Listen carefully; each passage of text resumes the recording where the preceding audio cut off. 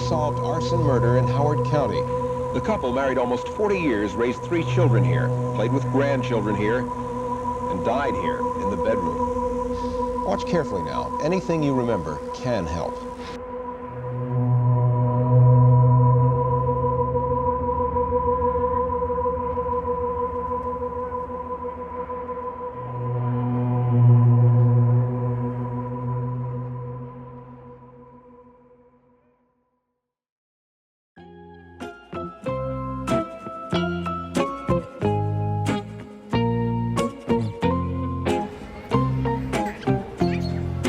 This was his pride and joy. I mean, this was like his first life, you know. When he was working, it was a family thing too. We had kids that would come from high school, 15, 16-year-old, they would have a job.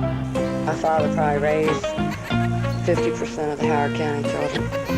You know, I say raised by, you know, them working there and, you know, kind of priming them for their life. And we didn't mind working 12, 14 hours a day. All of his employees loved him. He was good to everybody. He was fair. Never had any complaints. It was run like clockwork. And I believe he had a lot to do with that.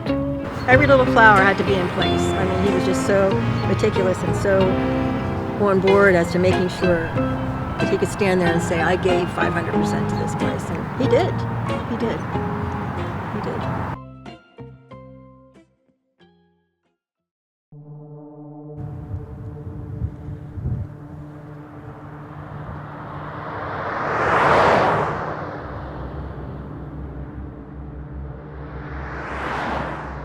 Back in March 6th of 1981, right here at this restaurant and this bar, Joseph and Betty Selby had stopped by here.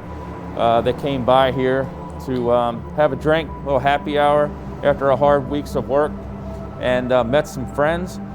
At some point while they were in the bar, they decided they were going to go home. They lived further up the road right here on 144, and they were going to go home and just rest and relax a little bit and then come back. There was a bluegrass band that played here on Friday nights that they really enjoyed, and they were going to come back and see that band. They had met friends here that they discussed their plans with, and that was their intentions that night. Unfortunately, on the night of March 6th of 1981, Joseph and Betty Selby, they never made it back to this restaurant.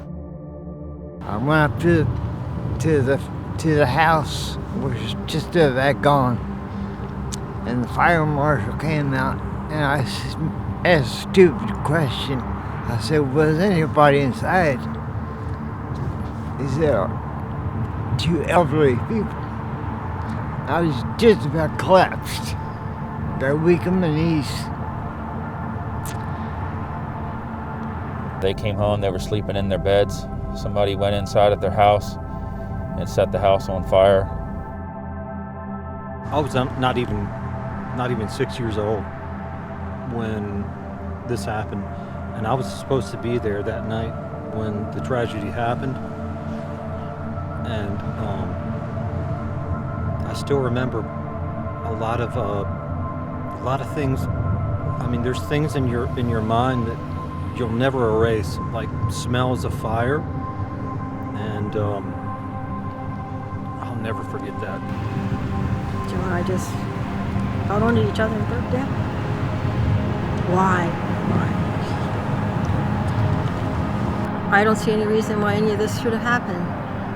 You know, it's still a mystery.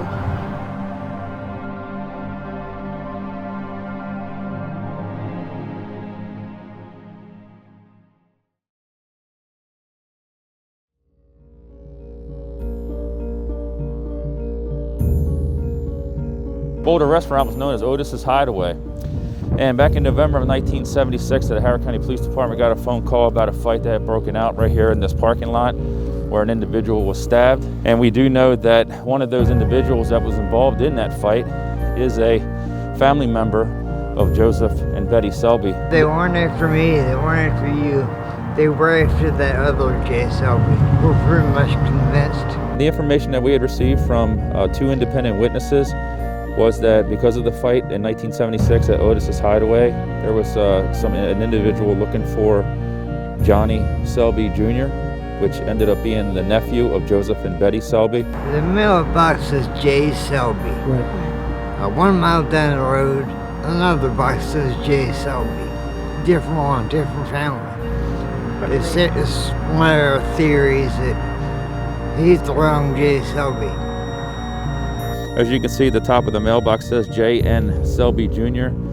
This mailbox does not stand for John Selby Jr. It actually stands for Joseph Nicholas Selby Jr., which was Joe Selby's full name. We do believe that this fire was started and was committed, and it is a mistaken identity. They did choose the wrong house. The other house of John Selby Jr. is further out west down here on Frederick Road.